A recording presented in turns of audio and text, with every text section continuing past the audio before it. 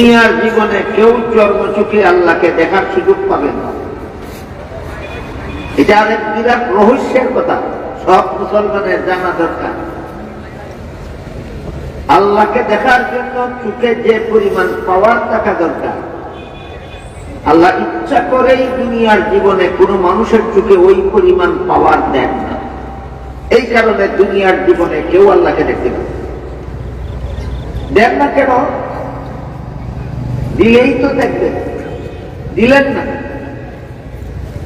দিলেন না এই জন্য যে তোমার চোখে দুনিয়ার জীবনে আল্লাহকে দেখার মতো পাওয়ার দিলে তো তুমি আল্লাহকে দেখবে, তখন তোমার ইমানটাই কবুল হবে।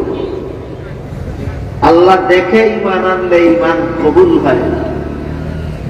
এই জন্য আল্লাহকে দেখার মতো পাওয়ার দুনিয়ার জীবনে মানুষের চোখে আল্লাহ দেন না, তার ইমানটা কবুল হওয়ার যোগ্য হল।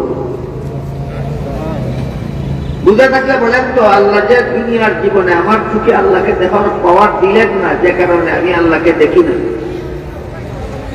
এটা না দিয়া কি আল্লাহ আমাকে ঠগাইলেন না ইমান কবুল হওয়ার ব্যবস্থা করলেন? এই কথাটা কি সব মুসলমানের জানা দরকার না? কেন দেখি না? পাওয়ার দিচ্ছেন না। কেন পাওয়ার দিচ্ছেন না? পাওয়ার দিচ্ছেন না না ইমান দেখে ইমান আনতাম, তখন ইমানটা কবুল হইল। পরকালের জীবনে আল্লাহ সমস্ত মুমিন বান্দাদের চোখে আল্লাহকে দেখার মতো পাওয়ার দিলেন। তখন সমস্ত মুমিন বান্দারা পরকালে আল্লাহকে পূর্ণিমার চন্দ্রের চেয়েও আরো বেশি পরিষ্কার ভাবে দেখতে পাবে। তখন বুঝবে আল্লাহ কেমন। দুনিয়ার জীবনে আল্লাহ কেমন আমি জানি না, এই জন্য আমানতু বিল্লাহি কামা হুয়া, আমি আল্লাহ বিশ্বাস করলাম কেমন তিনি আছেন, যেমন তিনি যেমন আছেন আমি তেমনই বিশ্বাস করলাম। এর বেশি ব্যাখ্যা বিশ্লেষণের দরকার নেই। আল্লাহ কেমন ভালো করে বুঝলে পরকালে দেখলে বলে। কিন্তু দ্বিতীয় কলেমার মধ্যে পরিষ্কার ভাষায় শিক্ষা দেওয়া হয়েছে, ওয়াহদাহু লা শারীকা লাহু,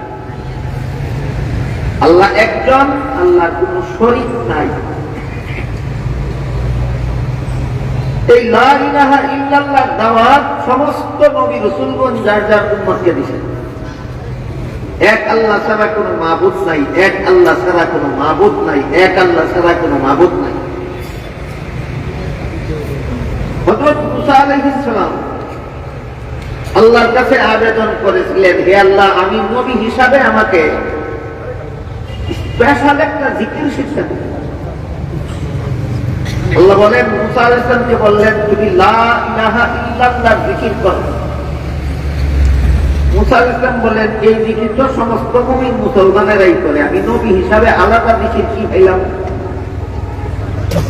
আল্লাহ মুসা আলাইহিস সালামকে বললেন, মুসা নবী, 7 আসমান 7 জমিন যদি এক পাল্লায় তোলা হয় আর আমার লা ইলাহা ইল্লাল্লাহর যদি আরেক পাল্লায় তোলা হয়, 7 আসমান 7 জমিনের পাল্লা হালকা হবে, লা ইলাহা ইল্লাল্লাহর পাল্লা ভারী হবে।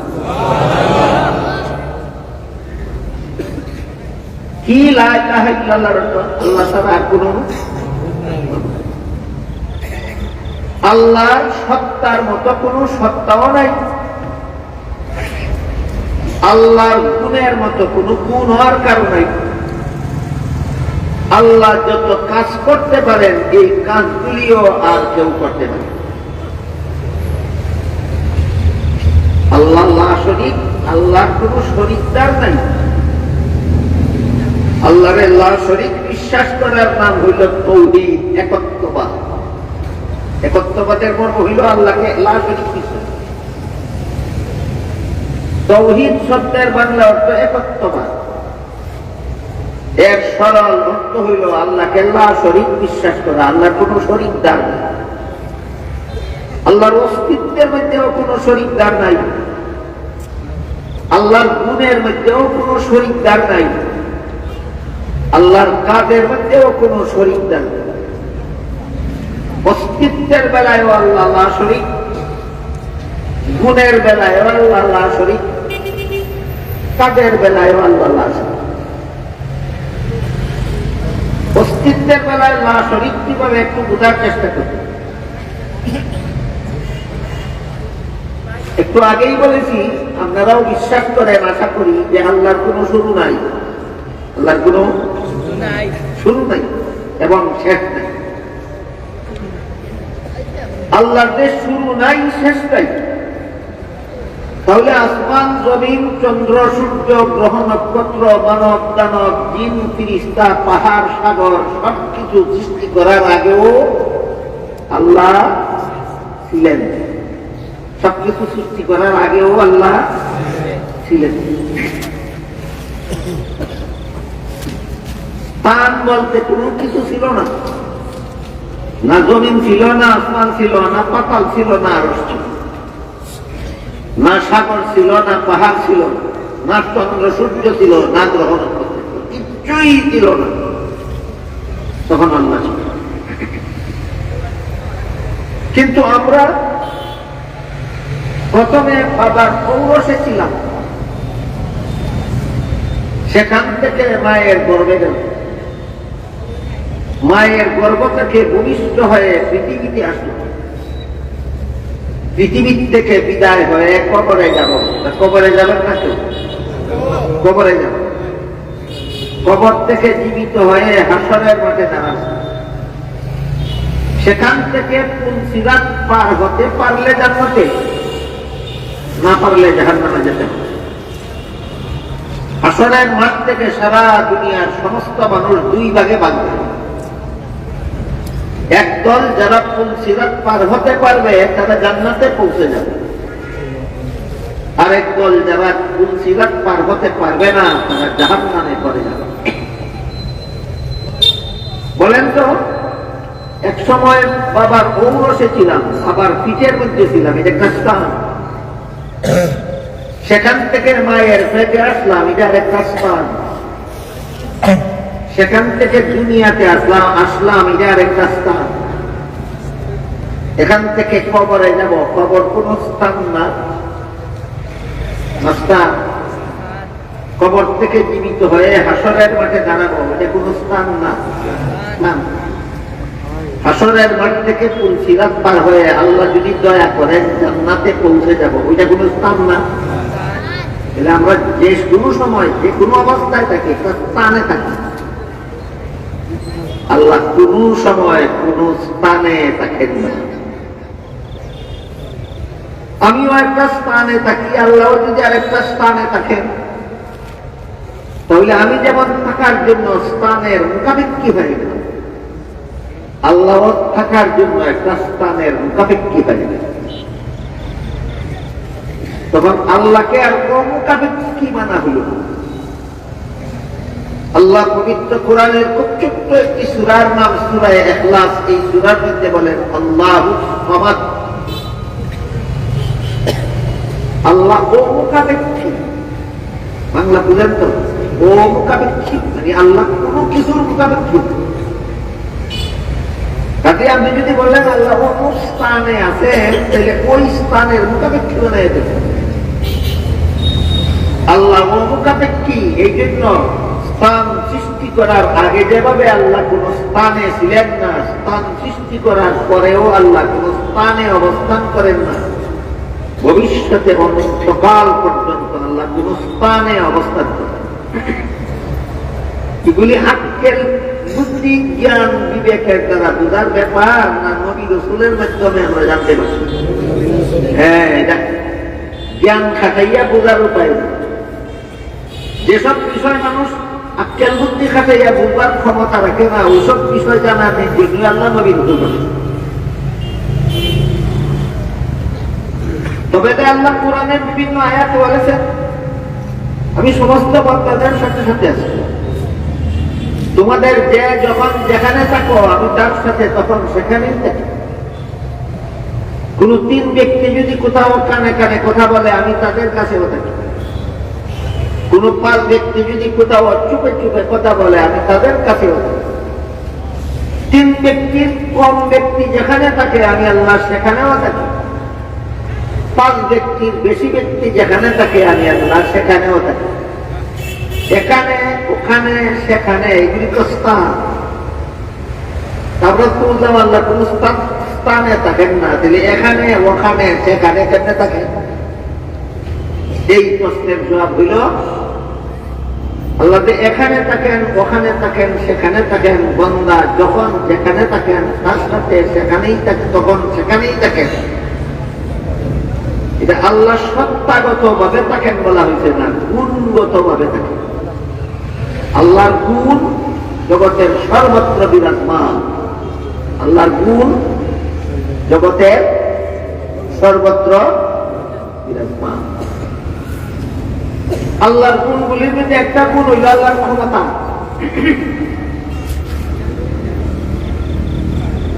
একটা গাছের পাতাও আল্লাহর হুকুম ছাড়া ঝরে পড়ে।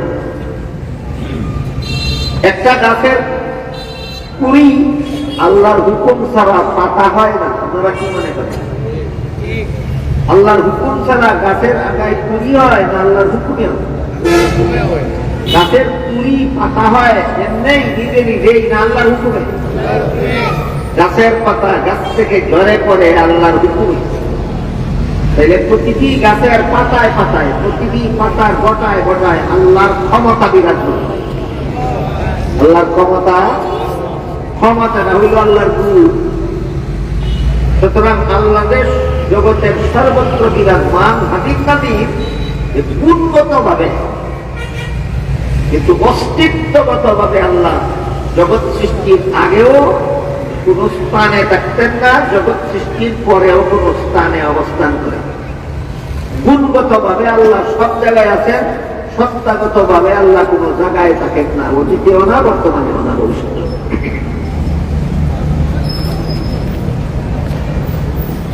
এই সব দিক থেকে আল্লাহ লাশরীক। শুরু নাই একমাত্র আল্লাহ, শুরু নাই একমাত্র আল্লাহ, সর্বত্র বিরাজমান। গুণগত ভাবে সর্বত্র বিরাজমান হওয়া এটা একমাত্র আল্লাহর গুণ। সত্তাগত ভাবে কোন স্থানে না থাকা এটা একমাত্র আল্লাহর গুণ। কাজেই আল্লাহর সত্তার মতো আরেকজনের কোন সত্তা আছে বিশ্বাস করলে আল্লাহর সত্তার সাথে শরীকদার সাব্যস্ত করা হয়। আল্লাহর গুণের মতো আরো কারো গুণ আছে বিশ্বাস করলে আল্লাহর গুণের সাথে আরেকজনকে শরীকদার সাব্যস্ত করা হয়। আল্লাহর ক্ষমতার মতো আরেকজনের ক্ষমতা আছে, আল্লাহর কাজের মতো আরেকজনের কাজ করতে পারে বিশ্বাস করলে আল্লাহর কাজের মধ্যে অন্যজনকে শরীকদার সাব্যস্ত করা হয়। অথচ আমাদের ইসলামের দ্বিতীয় কলেমা বলে ওয়াহদাহু লা শারীকা লাহু, আল্লাহ এক। আল্লাহর গুণের মধ্যেও শরীকদার নাই, আল্লাহর সত্তার মধ্যেও শরীকদার নাই, আল্লাহর ক্ষমতার মধ্যেও শরীকদার নাই, আল্লাহর কাজের মধ্যেও শরীকদার নাই। সর্বাবস্থায় আল্লাহ শরীক, সর্বাবস্থায় আল্লাহ। সামনের কথাগুলি বোঝার জন্য আমরা এখানে তিনটা কথা মনে রাখি। একটা হলো আল্লাহ সত্তাগত ভাবে লা শরীক, আরেকটা হলো আল্লাহ গুণগত ভাবে লা শরীক, আরেকটা হলো কাজের বেলায়ও আল্লাহ লা শরীক। আল্লাহর সত্তার মতো আর কারো সত্তা নাই, আল্লাহর অস্তিত্বের মতো আর কারো অস্তিত্ব নাই। আরেকটা হলো আল্লাহর গুণের মতো আর কারো গুণ নাই। আরেকটা হলো আল্লাহর কাজের মতো আর কেউ কাজ করতে, আল্লাহ যে কাজ করতে পারেন সেই কাজ আর কেউ করতে পারে।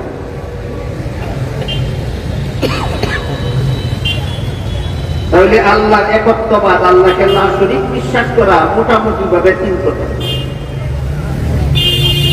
আল্লাহ সত্তাগত ভাবে লা শরীক, আল্লাহ গুণগত ভাবে লা শরীক, আল্লাহ কার্যত লা শরীক। আল্লাহর সত্তার মতো আর কোন সত্তা নাই, আল্লাহর গুণের মতো আর কোন গুণ নাই, আল্লাহর কাজের মতো কাজ আর কেউ করতে পারে। এই তিন প্রকার একত্ববাদ বুঝলে পরে এবার আমরা আরেকটা বিষয় বুঝতে। কেউ যদি মনে করে আল্লাহর সত্তার মতো আরেকটা সত্তা আছে, সে আল্লাহর সত্তার সাথে আরেকজনের শরীকদের বলে। কেউ যদি মনে করে আল্লাহর অস্তিত্বের মতো অস্তিত্ব আর কারো নাই, কিন্তু আল্লাহর গুণের মতো আরেকজনের, আল্লাহর গুণের মতো আরেকজনের গুণ আছে, তাহলে সে আল্লাহর সত্তার মধ্যে শরীকদার বানাইল না, আল্লাহর গুণের মধ্যে শরীকদার বানাইল। কেউ যদি মনে করে আল্লাহ যেই কাজ করতে পারে এই কাজ অন্যজনে করতে পারে, কাজের মধ্যে আল্লাহর সাথে অন্যকে শরীক করে। একত্ববাদ যেমন তিন প্রকার একত্ববাদের বিপরীতে আছে 3 প্রকারের শিরিক। সত্তাগত একত্ববাদের বিপরীত হইল সত্তাগত শিরিক, গুণগত একত্ববাদের বিপরীতে হইল গুণগত শিরিক, কাজের একত্ববাদের বিপরীতে হইল কাজের মধ্যে শিরিক। সহজে বোঝার জন্য 2-1টা উদাহরণ দেই। মুহাম্মদুর রাসূলুল্লাহ সাল্লাল্লাহু আলাইহি ওয়াসাল্লাম যখন সমাজের মানুষকে, আরবের কুরাইশ বংশের মূর্তি পূজারীদেরকে দাওয়াত দিতেছিলেন, ইয়া আইয়ুহান নাস কুলু লা ইলাহা ইল্লাল্লাহ, হে দুনিয়ার মানুষ লা ইলাহা ইল্লাল্লাহ স্বীকার করো, তুফলিহু, জীবন সফল। তখন তারা প্রশ্ন করে, আমরা তো তোমার জন্মের আগের থেকেই আল্লাহকে আল্লাহ নামে ডাকি। কুরাইশ বংশের মূর্তি পূজারীরা মুহাম্মদ রাসূলের জন্মের আগের থেকেই আল্লাহকে আল্লাহ নামে ডাকত। এই বিবরণ দিয়ে আল্লাহ কোরআনের এক আয়াতে বলেন, ওয়ালা ইন সাআলতাহুম মান খালাকাস সামাওয়াতি ওয়াল আরদা লায়াকুলুল্লাহ। হে রাসূল করিম সাল্লাল্লাহু আলাইহি ওয়াসাল্লাম, মক্কার কুরাইশ বংশের মূর্তি পূজারীদেরকেও যদি আপনি জিজ্ঞাসা করেন আসমান জমিন সৃষ্টি করলো কোন দেবতায়, কোন দেবতায় না, একমাত্র সৃষ্টিকর্তায়। আমরা দেশের হিন্দুরাও আপনাকে জিজ্ঞাসা করে দেখেন, আসমান সৃষ্টি করলো কোন দেবতায়, কোন দেবতায় না, একমাত্র সৃষ্টিকর্তায়। এই সৃষ্টিকর্তা আমাদের বাংলা ভাষাভাষী হিন্দুরা আল্লাহ রেখে সৃষ্টিকর্তা, কিন্তু কুরাইশ বংশের আরবি ভাষাভাষী মূর্তি পূজারীরা আল্লাহরে আল্লাহই কইত। এই জন্য আল্লাহ বলেন, এদেরকে যদি জিজ্ঞাসা করেন আসমান জমিন সৃষ্টি করলো কে, তারাও বলবে আসমান জমিন সৃষ্টি করতেন একমাত্র আল্লাহ। এই কারণে রাসূল যখন দাওয়াত দিতে লাগলেন লা ইলাহা ইল্লাল্লাহ স্বীকার করো, লা ইলাহা ইল্লাল্লাহ স্বীকার করো, তখন তারা প্রশ্ন করে বসলো, আল্লাহরে তো আমরা তোমার জন্মের আগে থেকেই আল্লাহ নামে ডাকি, তুমি লা ইলাহা ইল্লাল্লাহর দাওয়াত দিয়া কোন আল্লাহ আমাদেরকে চিনাইতে চাও? এই প্রশ্ন করলো মূর্তি পূজারীরা কুরাইশ বংশে। মদিনার ইহুদিরা প্রশ্ন করলো, ও মুহাম্মদ, তোমার জন্মের আগের থেকেই আমরা আল্লাহকে আল্লাহ নামে ডাকি, তুমি লা ইলাহা ইল্লাল্লাহর দাওয়াত দিয়া আমাদের কোন আল্লাহ চিনাইতে চাও? অন্যান্য এলাকার খ্রিস্টানেরাও একই প্রশ্ন করলো, ও মুহাম্মদ, তোমার জন্মের আগের থেকে আমরা আল্লাহকে আল্লাহ নামে রাখি, তুমি লা ইলাহা ইল্লাল্লাহ বলে আমাদেরকে কোন আল্লাহ চিনাইতে চাও? প্রশ্ন একটাই, কিন্তু করলো কত দলে? 3 দলে। 3 দলে একটা প্রশ্ন করছে। কুরাইশ বংশের মূর্তি পূজারীরা, মদিনার ইহুদিরা, অন্যান্য এলাকার খ্রিস্টানেরা। কত দল? 3 দল। লা ইলাহা ইল্লাল্লাহর দাওয়াত দেওয়ার কারণে নবীকে কতগুলি প্রশ্ন করলো? 3 দলে এক প্রশ্নই করলো, আল্লাহরে তো আমরা তোমার জন্মের আগেই আল্লাহ নামে ডাকি, তুমি লা ইলাহা ইল্লাল্লাহর দাওয়াত দিয়ে আমাদেরকে কোন আল্লাহ চিনাইতে চাও? এই প্রশ্নের জবাবে আল্লাহ পাক রব্বুল আলামিন কোরআন শরীফের ছোট্ট একটা সূরা নবীর কাছে নাযিল করেন। এই সূরার নাম হইল সূরা ইখলাস।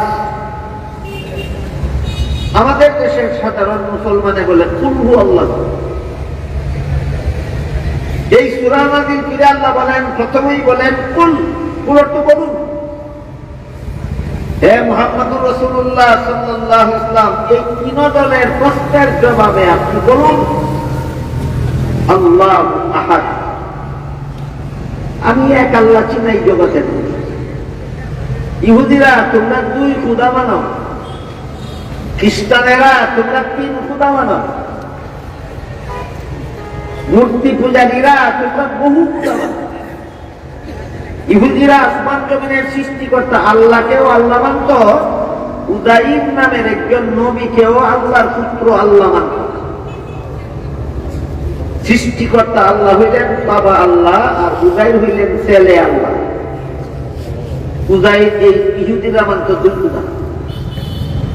খ্রিস্টানেরা বলতো আসমান জমিনের সৃষ্টিকর্তা এক আল্লাহ, বিবি মরিয়ম আল্লাহর বউ আল্লাহ, ঈসা নবী আল্লাহর ছেলে আল্লাহ, তারা তিন আল্লাহ মানত। বুঝে থাকতে বলে ইহুদিরা কত খোদা মানত? দুই খোদা। খ্রিস্টানেরা কত খোদা মানত? তিন খোদা।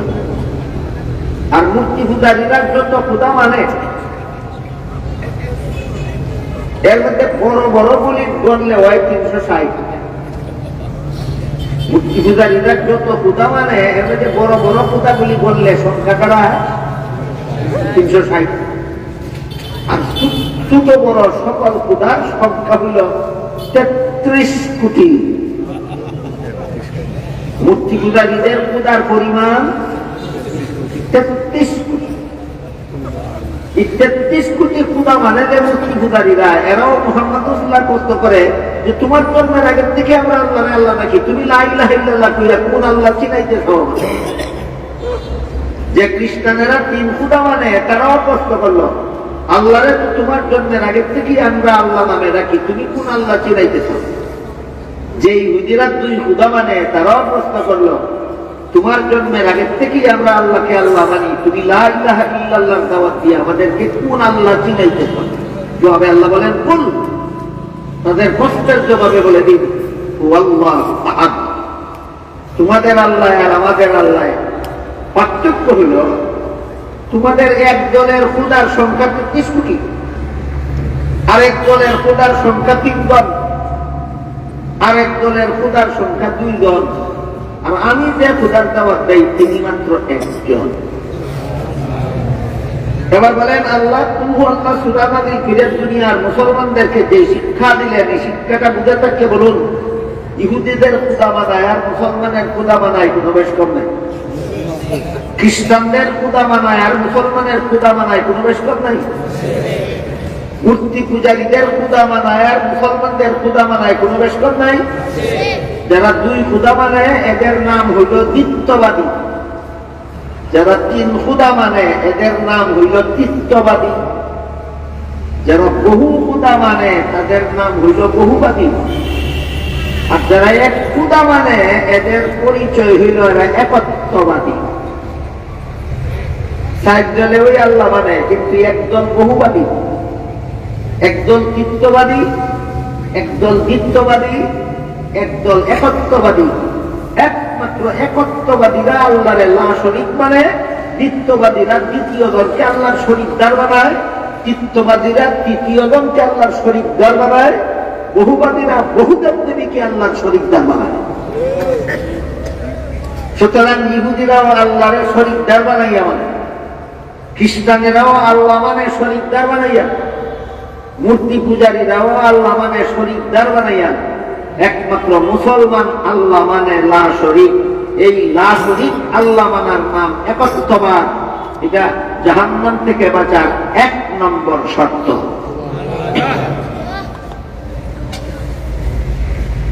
আল্লাহর সাথে দ্বিতীয় জন শরীকদার বানাইলে আল্লাহর জান্নাত চিরতরে হারাম। আল্লাহর সাথে তৃতীয় জন শরীকদার বানাইলে আল্লাহর জান্নাত চিরতরে হারাম। আল্লাহর সাথে অনেকজনকে শরীকদার বানাইলে আল্লাহর জান্নাত চিরতরে হারাম। এই কথাটা পরিষ্কার ভাষায় ঘোষণা দিয়ে আল্লাহ কোরআনে বলেন মান ইউশরিক বিল্লাহি ফাকাদ হারামা আলাইহিল জান্নাহ। আল্লাহর সাথে যারা শরীকদার বানায় এদের জন্য আল্লাহর জান্নাত চিরতরে হারাম। আল্লাহর সাথে শরীকদার বানাইলে আল্লাহর জান্নাত কতদিনের জন্য হারাম? চিরকালের জন্য। এই শরীকদার বানানি সিস্টেম হলো এটা হলো আল্লাহর সত্তার সাথে শরীকদার বানানি। যেমন ইহুদিরা আল্লাহর সত্তার মতো দ্বিতীয় সত্তা মানে, খ্রিস্টানেরা আল্লাহর সত্তার মতো তৃতীয় সত্তা মানে, মূর্তি পূজারীরা আল্লাহর সত্তার মতো বহু সত্তা। এই হলো আল্লাহর সাথে শরীকদার বানানির 1 নম্বর পদ্ধতি, আল্লাহর সত্তার সাথে শরীকদার। কথাটা আরেকটু খোলাসা করি। প্রত্যেকটা সন্তানের শরীরের মধ্যে তার বাবার শরীরের অংশ আছে না? জানেন না? এটা প্রতিটি সন্তানের শরীরে তার বাবার শরীরের অংশ আছে কি? তাহলে আমি আমার বাবার শরীরে শরীরদার, বাবার শরীরের এখন আমার শরীর। আমার বাবা আমার দাদার শরীরের শরীরদার, দাদার শরীরের এখন আমার বাবার শরীর। এইভাবে দুনিয়াতে যত পিতা পুত্র আছে, যত জন্মদাতা আছে আর যত সন্তান আছে, প্রত্যেকের অস্তিত্বের মধ্যে আরেকজন শরীরদার। পিতার শরীরের অংশ ছেলের মধ্যে আছে, ছেলের শরীরের অংশ নাতির মধ্যে আছে। এভাবে প্রত্যেকটা জন্মদাতা শরীরের অংশ সন্তানের মধ্যে থাকে। তাহলে সন্তান হইল পিতার শরীরদার। খ্রিস্টানেরা যে ঈসা নবীরে আল্লাহর সন্তান কয় জানেন না? জানেন না? খ্রিস্টানেরা যে ঈসা আলাইহিস সালামকে আল্লাহর সন্তান কয়, সন্তান কইয়া আল্লাহর সত্তার মধ্যে ঈসা আলাইহিস সালামকে শরীকদার বানায়। এটা হলো প্রথম পদ্ধতির শিরক, সত্তার মধ্যে শরীকদার বানায়। আল্লাহর অস্তিত্বের মধ্যে অন্য কারো অস্তিত্বকে শরীকদার বানানোর নাম শিরক ফিদ যাত। আল্লাহর অস্তিত্বের মধ্যে শরীকদার করতে। আরেক প্রকার শরীকদার হইল আল্লাহর গুণের মধ্যে শরীকদার করতে। যেমন দেখা একটা গুণের নাম, শোনা একটা গুণের নাম, জানা একটা গুণের নাম। আমরা যে দেখি একই মুহূর্তে জগতের সবকিছু দেখি না সামান্য? তাহলে আমাদের দেখার গুণ সামান্য, আল্লাহ সামান্য দেখে না সবকিছু দেখে? তাহলে বলেন তো দেখার গুণ আল্লাহর দেখার গুণে আর বান্দার দেখার গুণে সমান না আকাশ পাতাল বেলা? আমরারও দেখার গুণ আছে, আল্লাহরও দেখার গুণ। আমাদের দেখার গুণ সীমিত, আল্লাহর দেখার গুণ অসীম। তাহলে আমাদের দেখার গুণটা কি আল্লাহর দেখার গুণের সমান? আকাশ পাতাল ব্যবধান। এখন যদি কেউ মনে করে আল্লাহ যা কিছু দেখে আমার ফিরে সব কিছু,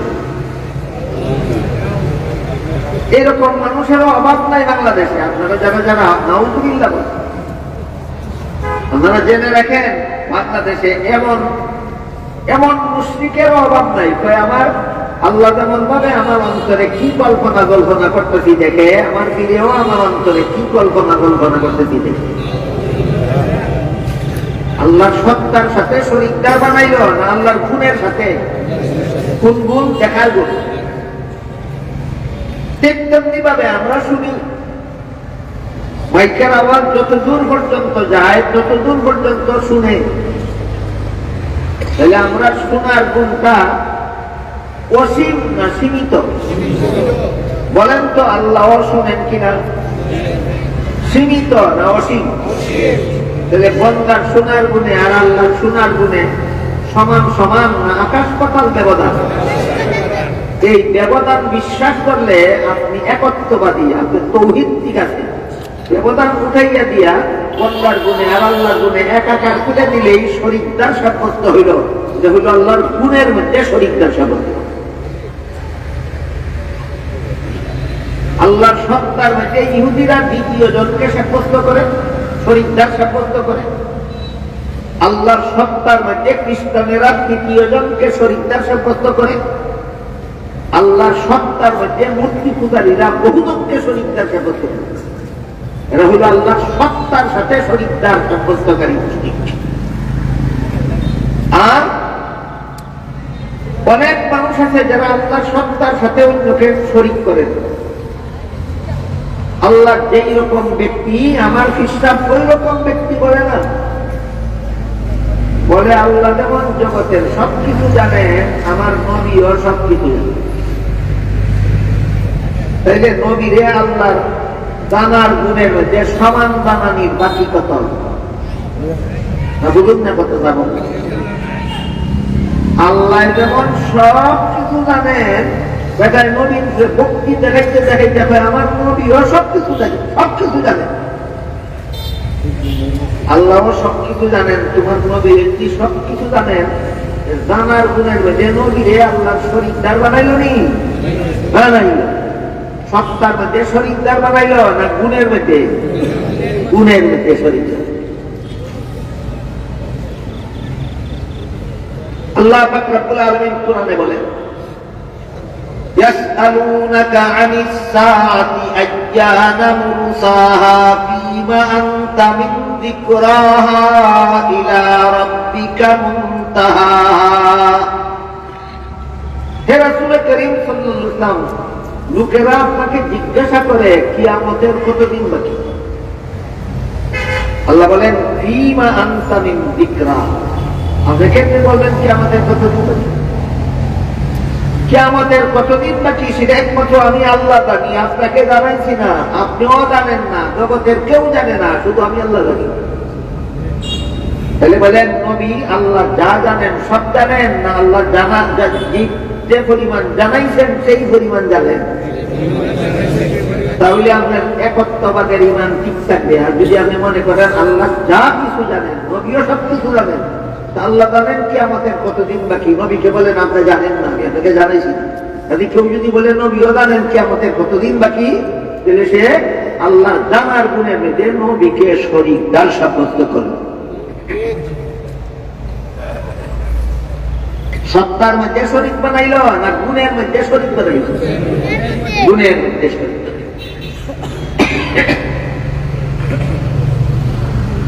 গুণগত ভাবে সর্বত্র বিরাজমান হওয়া,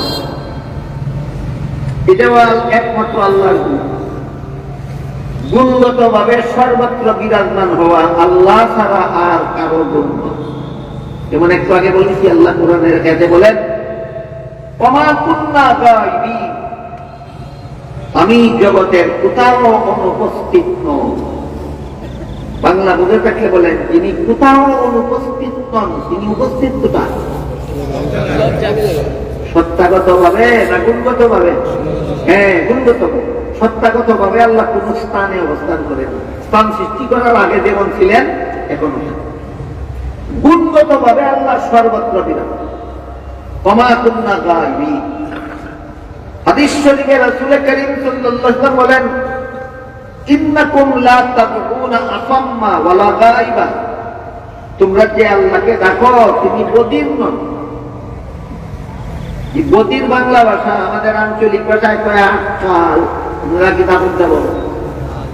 আটকাল, আটকাল। রাসূল বলেন আল্লাহ আটকাল না। যেখান থেকে তুমি আল্লাহরে ডাকো আল্লাহ এখান থেকেই শুনে। বলা গায়বা, আল্লাহ কোথাও অনুপস্থিত নন। আল্লাহ গুণগত ভাবে জগতের সবখানেই উপস্থিত। আল্লাহ গুণগত ভাবে সমস্ত জগৎ জুড়ে বিরাজমান। এটার এই সংক্ষেপে আমরা পেয়ে থাকি আদিম নাদি। আদিম নাদি মানে সর্বত্র বিরাজমান, সর্বদর্শী। আদিম নাদি মানে সর্বত্র বিরাজমান, সবখানে আছেন, সবকিছু শুনেন, সবকিছু দেখেন, সবখানে আছেন, সবকিছু দেখেন, একমাত্র আল্লাহ, একমাত্র আল্লাহ। আমরা যদি নবীর প্রতি ভক্তি দেখাইতে দেখাইতে গিয়া বলে ফেলেন আমার নবী আদিম নাদি,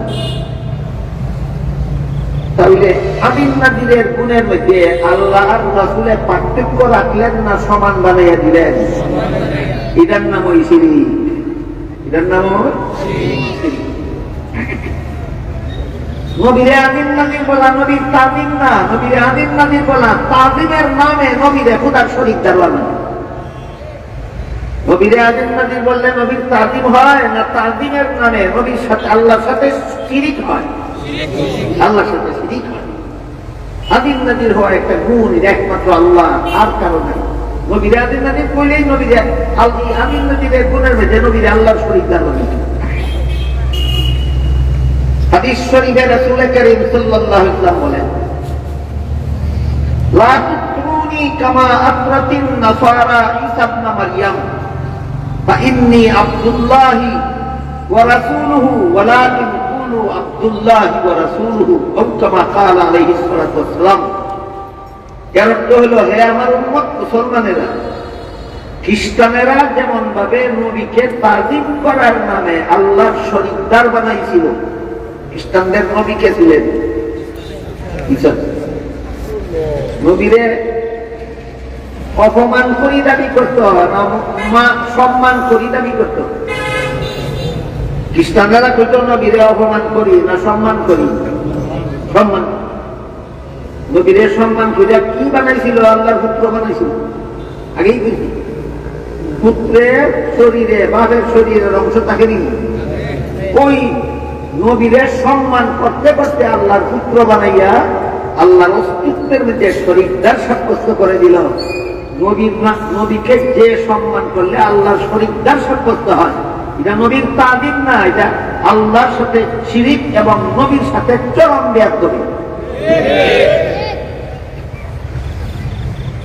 এই কথাটা আজকাল অনেক মুসলমান সাদা পিতা বালা বুলা মুসলমান বুঝে না, মনে করে নবীরে তাদিম যা করতে পারে। আর নবীর তাদিমের তো অভাব নাই। আমাদের নবীর মর্যাদার বিবরণে কুরআন হাদিস ভরপুর। এই সবগুলি বিবরণের সারমর্ম হইল আল্লাহ আমাদের নবীকে সৃষ্টির শ্রেষ্ঠ মর্যাদা দান করেন। আমাদের নবীকে কি পরিমাণ মর্যাদা দিতে, সৃষ্টির। তাই বলে আল্লাহর সমান বানাইয়া ফেলছে। নবীর সৃষ্টির শ্রেষ্ঠ মানো, আল্লাহর সমান বানাইয়া না। সৃষ্টির শ্রেষ্ঠ মানলে তোমার সঠিকভাবে নবী মানা হইল, আল্লাহর সমান বানাইলে শরীকদার সাব্যস্ত করা হইল।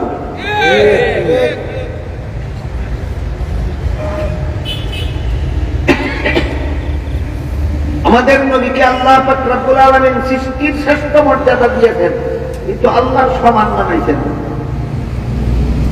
এই নবীর শান মান মর্যাদা কেউ যদি বুঝতে চায় আর কেউ যদি বুঝাইতে চায়, তিনটা মূল নীতি স্মরণ রাখতে হবে। আর না হইলে নবীর মর্যাদার নামে মুশরিক না হইয়া পারবে না। নবীর মর্যাদা দেওয়ার কল্পনা করব আর শিরিক করব।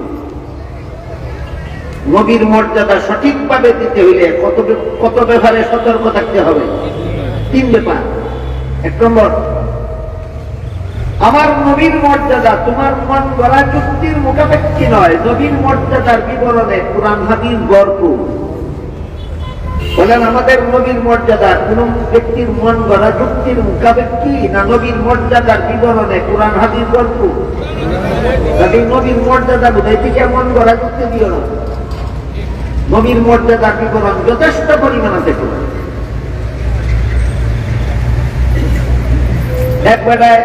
এক বই লেখছে, লেখকের নাম মৌলভী আব্দুস সামি রামপুরি, বইয়ের নাম আনওয়ারের সাথে। বইয়ে লেখে শয়তান যদি মানুষকে গুনাহ করাইবার জন্য সারা দুনিয়ায় ঘোরাফেরা করতে পারে, নবী কেন রহমত বন্টন করার জন্য সারা দুনিয়ায় ঘোরাফেরা করতে পারবেন? কোরআন শরীফের কোন সূরার কত নম্বর আয়াতের অর্থ? এমন করা যুক্তি। যে কোন কিতাবের কত নম্বর হাদিস? তাইলে শয়তান যদি সারা দুনিয়াতে ঘোরাফেরা করতে পারে, নবী কেন ঘোরাফেরা করতে পারবে না? এটা কোরআন হাদিসের কথা না মন গড়া যুক্তি? তোমার মন গড়া যুক্তির উপর নবীর মর্যাদা নির্ভরশীল নয়। নবীর মর্যাদার বিবরণের দ্বারা কোরআন হাদিস বন্ধ।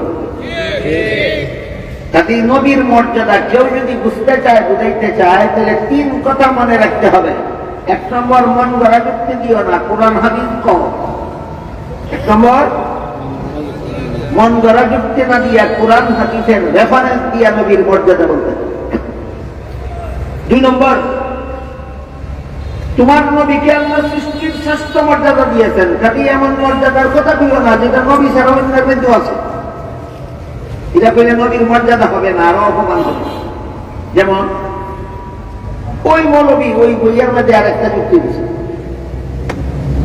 টেলিভিশনের বক্তা যদি মানুষের সারা দুনিয়ার মানুষের ঘরে ঘরে হাজির হতে পারে, আমার নবী কেন সারা দুনিয়ার উম্মতের ঘরে ঘরে হাজির হতে পারে? তাহলে তার নবী কোন কাজটা পারেন যেটা টেলিভিশনের বক্তারা পারে?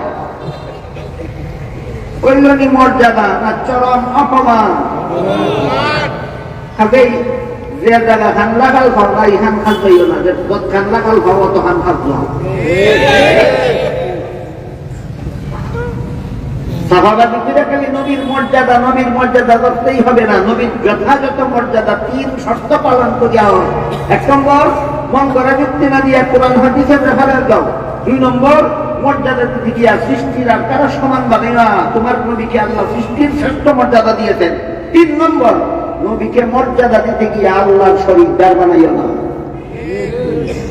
বুঝাটাকে বলেন নবীর যথাযথ মর্যাদা কত শর্তে হয় মিলে যাবেন, জীবনে কোন মুশরিক বানাইয়া ছেড়ে দিব। তাজিমের নবীর তাজিমের নামে আপনাদেরকে মুশরিক বানাইয়া ছেড়ে দিব।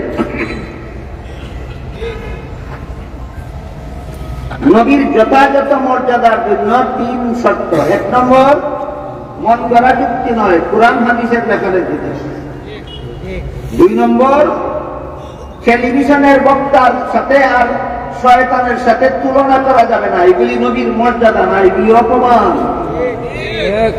3 নম্বর, নবীকে মর্যাদা দেওয়ার নামে আল্লাহর সমান সাব্যস্ত করা যাবে না, আর নবী আল্লাহর সমান না। বলেন নবীর যথাযথ মর্যাদা কত শর্তে হয়? এইগুলি আপনাদের না জানার থাকার কারণে সাহাবাদেরা সাহাবাদি করিয়া একদিকে নবীরে আল্লাহর সমান বানাইয়া নবীর মর্যাদা বোঝায়, আর একদিকে নবীরে টেলিভিশনের বক্তার সমান বানাইয়া নবীর মর্যাদা বোঝায়। এগুলি চাপাবাদী ছাড়া আর কিছু নয়।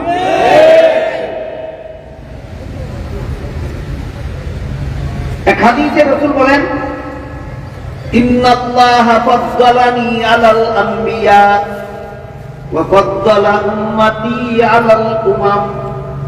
আল্লাহ আমাকে সমস্ত নবীগণের চেয়ে শ্রেষ্ঠ মর্যাদা দান করেছেন। হাদিসটা বুঝে থাকলে বলুন তো, আপনাদের নবীর মর্যাদা কোন নবীর সমান? সকল নবীর শ্রেষ্ঠ। তাহলে নবীর মর্যাদা দিলে এমন গুণের কথা বলতে হবে যেই গুণ আদম নবীর মধ্যে নাই। তোমার নবীর যথার্থ মর্যাদার আলোচনা করতে হলে এমন গুণের কথা বলতে হবে যেই গুণ নূহ নবীর মধ্যে নাই, যেই গুণ ইব্রাহিম নবীর মধ্যে নাই, যেই গুণ মুসা নবীর মধ্যে নাই, যেই গুণ ঈসা নবীর মধ্যে নাই, যেই গুণ একমাত্র মুহাম্মদুর রাসূলুল্লাহর মধ্যে। একটা উদাহরণ দেব। মেরাজের রাত্রে আল্লাহ পাক রব্বুল আলামিন জিবরিল ফেরেশতা পাঠাইয়া নবীকে প্রথমে বাইতুল মুকাদ্দাসে নিয়ে আমাদের, আর অন্যান্য সমস্ত নবীদেরকে আল্লাহ সেদিন বাইতুল মুকাদ্দাসে একত্র করে দিলেন, কাউকে বাদ দিলেন। এরপরে আল্লাহ বাইতুল মুকাদ্দাসে সমাবেত সমস্ত নবীদেরকে নির্দেশ দিলেন 2 রাকাত নামাজ জামাতের সাথে করা। লক্ষাধিক নবী রাসূল আল্লাহর হুকুম পালনে 2 রাকাত নামাজ জামাতে পড়ার জন্য কাতারবদ্ধ হয়ে দাঁড়ালেন। ইমামতি কে করবে এই ব্যাপারে একজনে আরেকজনের মুখের দিকে তাকান, ইমামতিটা কে করবে? ইমামতিটা কে? এই অবস্থায় জিবরিল ফেরেশতা আমাদের নবীর হাত মুবারক ধরে আগে বাড়াইয়া দিয়া ইমামতের জায়গার মধ্যে দাঁড় করাইয়া দিয়া বললেন, আজকের এই পয়গম্বরী নামাজের জামাতের ব্যবস্থা আল্লাহ করেছেন, সমস্ত নবীকে আপনার মুক্তাদি আর আপনাকে সমস্ত নবীর ইমাম বানাবেন। এটা কি মন গড়া যুক্তি না পরিষ্কার হাদিসের বিবরণ? তাহলে নবীর মর্যাদার জন্য মন গড়া যুক্তির দরকার আছে না হাদিস কোরআনের বিবরণ যথেষ্ট? এবার বলেন তো, সমস্ত নবীগণ তার মুক্তাদি আর যিনি সকল নবীর ইমাম, এইটার দ্বারা কি আমাদের নবীকে অন্যদের সমান সাব্যস্ত করা হইল না সবার চেয়ে শ্রেষ্ঠ সাব্যস্ত হইল? এই জন্য বলেছি নবীর মর্যাদা বুঝতে হইলে বুঝাইতে হইলে 3 মূলনীতি স্মরণ রাখতে হবে। একটা মূলনীতি বুঝলে গেলে হয়তো নবীর টেলিভিশনের বক্তা সমান বানাইব, আর না হয় নবীর আল্লাহ সমান বানাইব।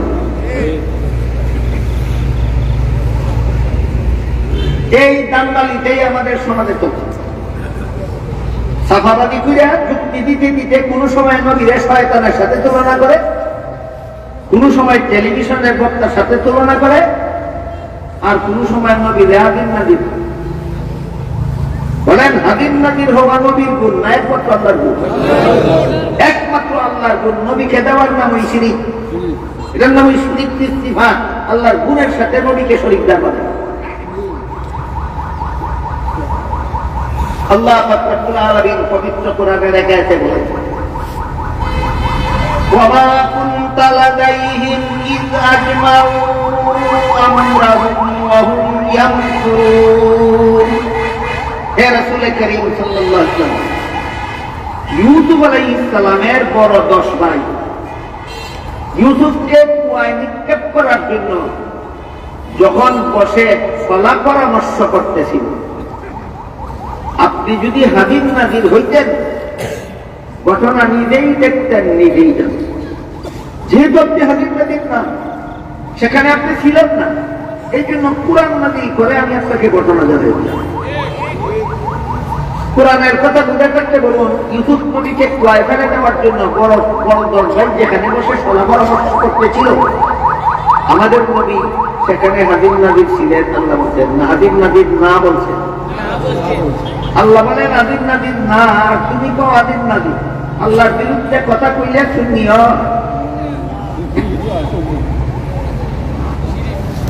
অন্য আয়াতে আল্লাহ বলেন, ওয়ামা কুনতা লাদাইহিম ইয ইউলকুনা আকলামাহুম আইয়ুহুম ইয়াকফুলু মারইয়াম ওয়ামা কুনতা লাদাইহিম ইয ইয়াখতাসিমুন। হে রাসূল করিম সাল্লাল্লাহু আলাইহি ওয়াসাল্লাম, ঈসা আলাইহিস সালামের মা মরিয়ম যখন জন্মগ্রহণ করেছিলেন, মরিয়মের অভিভাবক সাব্যস্ত করার জন্য সরকারেরা একটা লটারি দিয়েছিল। লটারির ঘটনা বিবরণ করে আল্লাহ, বর্ণনা করে আল্লাহ বলেন, মুহাম্মদুর রাসূলুল্লাহ আপনি যদি হাজির নাজির হইতেন, ঘটনা ক্ষেত্রে নিজেই থাকতেন, নিজেই দেখতেন, আপনি হাজির নাজির না, এই জন্য সেই লটারির ঘটনা আমি কোরআন নাজিল করে আপনাকে জানিয়ে দিলাম। আল্লাহ কোরআনের বহু আয়াতে আমাদের নবীকে হাজির নাজির বলেছেন, না হাজির নাজির না বলেছেন। আর নিজের ব্যাপারে বলেন, ওয়ামা কুনতা গায়বিন ওমা কুননা গায়বিন, আমি জগতের কোথাও অনুপস্থিত নই, আমি সর্বত্র বিরাজমান, আমি সবখানে হাজির নাজির। আল্লাহ নিজের বেলায় বলেন আমি সবখানে হাজির নাজির, নবীর বেলায় বলেন আপনি হাজির নাজির না। এরপরেও কথাও পরিষ্কার। আল্লাহ নিজের বেলায় বলেন আমি সবখানে হাজির নাজির, নবীকে বলেন আপনি হাজির নাজির না। হাজির নাজির নবীর গুণ না, হাজির নাজির আল্লাহর গুণ। আল্লাহর গুণ নবীকে দিলেই নবীকে আল্লাহর শরীকদার বানানি হয়, আল্লাহর গুণ ওলিকে দিলে ওলিকেই আল্লাহর শরীকদার বানানি হয়, আল্লাহর গুণ পীরকে দিলে পীরকেই আল্লাহর শরীকদার বানানি হয়। নবীর গুণের অভাব করছে, আল্লাহর গুণ দেওয়া লাগবে নবীরে। নবীর গুণের, নবীর কোন গুণের বিবরণ কোরআন হাদিসে নাই। কোরআন হাদিসে নবীর যত গুণ আল্লাহ বলেছেন সেইগুলি শিখো না কেন, পড়ো না কেন, বলো না কেন। আর না হিটকে থাকলে, না বুঝে থাকলে লাগাল ফাওনাওয়ান খাদ যাইতায় যাও কেন, যেটা হিট হই তা হোক, যেটা হিট নাই তা হইও না। বুঝে থাকতে বলেন আপনাদের নবীকে মর্যাদা দিতে হইলে আল্লাহর সমান গুণে গুণী করতে হবে না, নবীর আলাদা গুণ যথেষ্ট আছে, আলাদা গুণ। কেউ যদি নবীরে আল্লাহর গুণে গুণান্বিত করে, নবীর আল্লাহর সাথে শরীক করে। কেউ যদি ওলিরে আল্লাহর গুণে গুণান্বিত করে, ওলিরে আল্লাহর শরীক বানায়। কেউ যদি নিজের পীরকে আল্লাহর গুণে গুণান্বিত করে, পীরকে আল্লাহর শরীক বানায়। এই গেল শরীকদার বানানোর দ্বিতীয় পদ্ধতি, গুণের মধ্যে শরীকদার। 3 পদ্ধতিতে মানুষ আল্লাহর সাথে শরীকদার বানায়। একটা হলো সত্তার মধ্যে শরীকদার বানায়, আর একটা হলো গুণের মধ্যে শরীকদার বানায়, আর একটা হলো আল্লাহর কাজের মধ্যে শরীকদার বানায়। আল্লাহ এমন কতগুলি কাজ করেন যেগুলি আল্লাহ ছাড়া আর কেউ করতে পারে না। আল্লাহ এমন কতগুলি কাজ করেন যেগুলি আল্লাহ ছাড়া কেউ করতে পারে না। মরা মানুষকে জিন্দা করা কার কার কাজ? একমাত্র। মরা মানুষকে জিন্দা করা একমাত্র হযরত ঈসা আলাইহিস সালামকে আল্লাহ একটা মুজিজা দিয়েছিলেন। কি?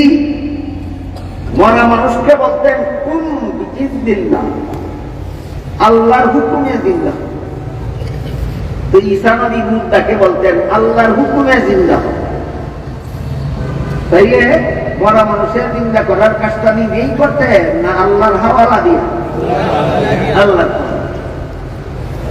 এতটুকু ফেসিলিটি আল্লাহ ঈসা নবীকে দিয়েছিলেন, এই জন্য তারপরও তিনি বলতেন আল্লাহর হুকুমে নিন্দা। আপনাদের কেউকে আল্লাহ এতটুকু ফেসিলিটি দিয়েছেন যে আল্লাহর হুকুমে নিন্দা হোক বলে মোটা দিন লইব? কাজে আপনারা আল্লাহর হুকুমে নিন্দা হইলেও কোনো কাজ নেই। যে নবীকে আল্লাহ এতটুকু ফেসিলিটি দিয়েছিলেন তিনিও বলতেন না যে আমার হুকুমে নিন্দা হও, তিনিও বলতেন আল্লাহর হুকুমে নিন্দা। তাহলে মুর্দাকে নিন্দা করা একমাত্র আল্লাহর কাজ। মুর্দা জিন্দা হয় কোন নবীর হুকুমে না, কোন ওলির হুকুমে না। মুর্দা জিন্দা হয় কোন পীরের হুকুমে না, মুর্দা জিন্দা হয় একমাত্র আল্লাহর হুকুমে।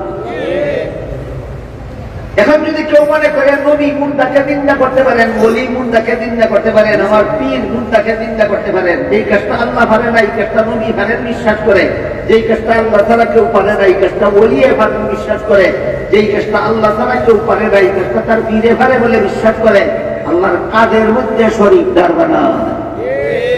কিসের মধ্যে শরীকদার বানাইল? এখন কাজের মধ্যে শরীকদার।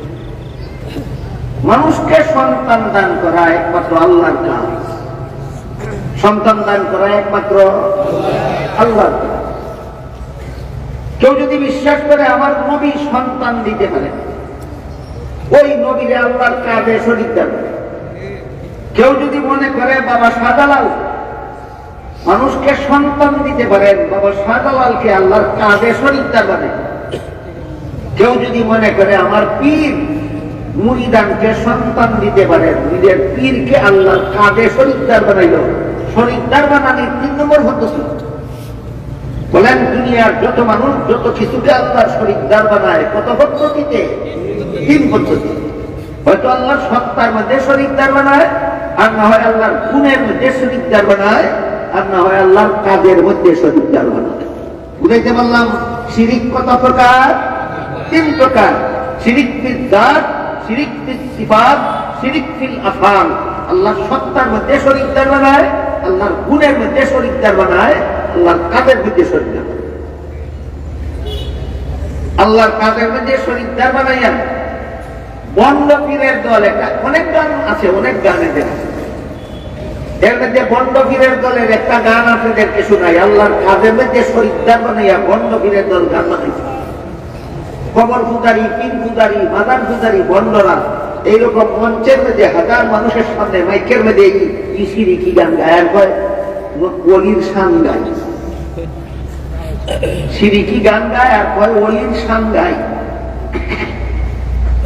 গানটা হলো আল্লাহ রসুলকে দিয়া আল্লাহকে লগাইবি। রসুল একদম খাজায় পাইয়া শুইল বিয়া আদমিরে, কেউ ফিরে না খালি হাতে, খাজা বাবা দল। কি পরিমাণ কুফুরিয়া সিরিকি গানটা নিজেরা ওলির শান মানে ভট্ট ফিরের দল গায়। 1 নম্বর কুফুরিয়া এই গানের মধ্যে হইল বলে আল্লাহর দল রসুলকে দিয়া, আল্লাহর দল বলে রসুলকে দিয়া দিছে। আল্লাহ পাক রব্বুল আলামিন পবিত্র কোরআনের সূরা মুনাফিকুনের 7 নম্বর আয়াতে বলেন ওয়ালিল্লাহি খাযাইনুস সামাওয়াতি ওয়াল আরদ। আসমান জমিনে যত ধন আছে সবগুলির মালিক আল্লাহ। আল্লাহ বলেন আমি মালিক, এখন রসুলকে দিয়া যে ওলির শান হইছে না আল্লাহর সাথে শরীকদার সাব্যস্ত হইছে। এরপরে আল্লাহ মর্মজার কথা সূরা মুনাফিকুনের 7 নম্বর আয়াতের শেষের দিকে আল্লাহ বলেন ওয়ালাকিন্নাল মুনাফিকিনা লা ইয়ালামুন। আসমান জমিনের কোন দল যে আল্লাহ রাসূলকে দিয়েছেন না, এটা মুনাফিকরা জানে না, মুমিনরা জানে। আসমান জমিনের দল রাসূলকে দিয়া দিয়েছেন না আল্লাহ নিজের মালিকানায় দিয়েছেন, এটা মুমিনরা জানে, মুনাফিকরা জানে না। সুতরাং গানের মধ্যে যে কয় আর যে শুনে আর যে সমর্থন দেয় বিরোধটাকে আল্লাহ রসুলকে দিয়া যে কুফরি গান যে গাইব, এরও ইমান থাকবে না, যে নীরবে শুনবে প্রতিবাদ করবে না তারও ইমান থাকবে। এরপরে কয় আল্লাহকে লাগাইবি, রসুলের দন দিবার আগে আল্লাহ গাইবেছিল। আল্লাহ তো তখনও গাই, এখনো গাই, মরণ পর্যন্তই গাই। আমাদের চোখে দেখি না, এটাই গাই। রসুলের জন্মের আগেও দুনিয়ার কোন মানুষ আল্লাহরে চোখে দেখতো না, রসুলের জন্মের পরেও দুনিয়ার কোন মানুষ আল্লাহরে চোখে দেখে না, কিয়ামত পর্যন্ত দুনিয়ার কোন মানুষ আল্লাহকে চোখে দেখবে না। এই চোখে না দেখার নাম ওই আল্লাহ গাই। আল্লাহ রসুলের জন্ম গিয়া সে জায়গায় দিয়েছেন, আগের থেকেই গাই। ওই আরেকটা পুকুরি করল, বলেন আল্লাহ জন রসুলদের দিয়া গাই দিয়েছেন, আগের থেকেই গাই। গাইবের ব্যাখ্যা কি? চোখে দেখা যায় না। গাইবের ব্যাখ্যা চোখে দেখা যায়।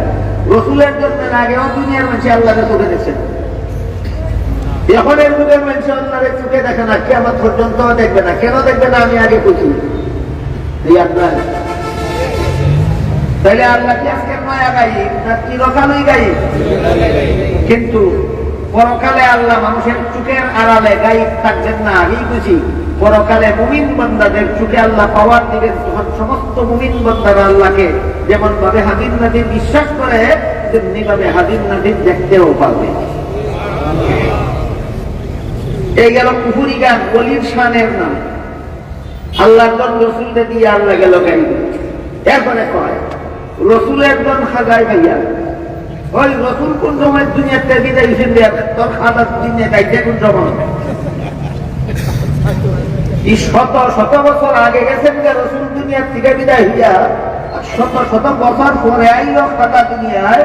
এবারে রসুলের লাগাল ভাই লোকের রসুলের দল লইয়া আসবিরে, ওই আরেকটা কুকুর। এরপরে কয় রসুলের জন খাজায় ভাইয়া শৈল দিয়ে আমার ফিরে, কেউ ফিরে না খালি হাতে খাজা বাবার দল। খাজা মঈনুদ্দিন চিশতি রহমতুল্লাহি আলাইহির মাজার আছে ভারতের আজমিরে। ওইখানে খাজা বাবার মাজারে গিয়া যে সন্তান চায়, খাজা বাবা তারে সন্তান দিতে পারে। যে গিয়া রূপ মুক্তি চায়, খাজা বাবা তারে রূপ মুক্তি দিতে পারে।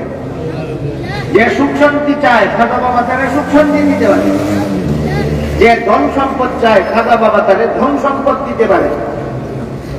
যে গুনামাফ চায়, খাজা বাবা তারে গুনামাফ দিতে পারে। যে জাহান্নাম থেকে মুক্তি চায়, খাজা বাবা তারে জাহান্নাম থেকে মুক্তি দিতে পারে।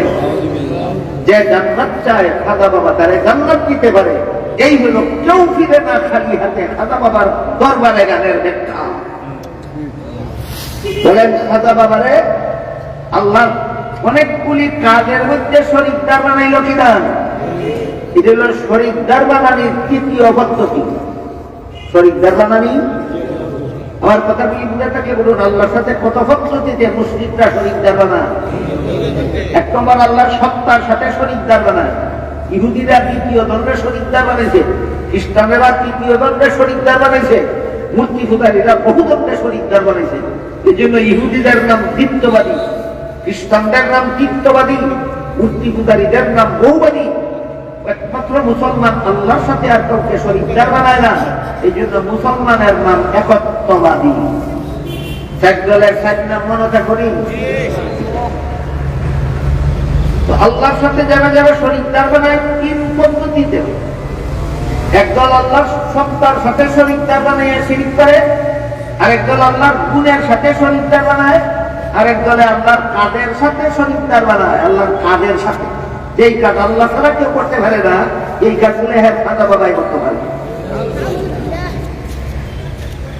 আল্লাহর কাদের সাথে শরীকদার বানানি শিরকের কত নম্বর পদ্ধতি?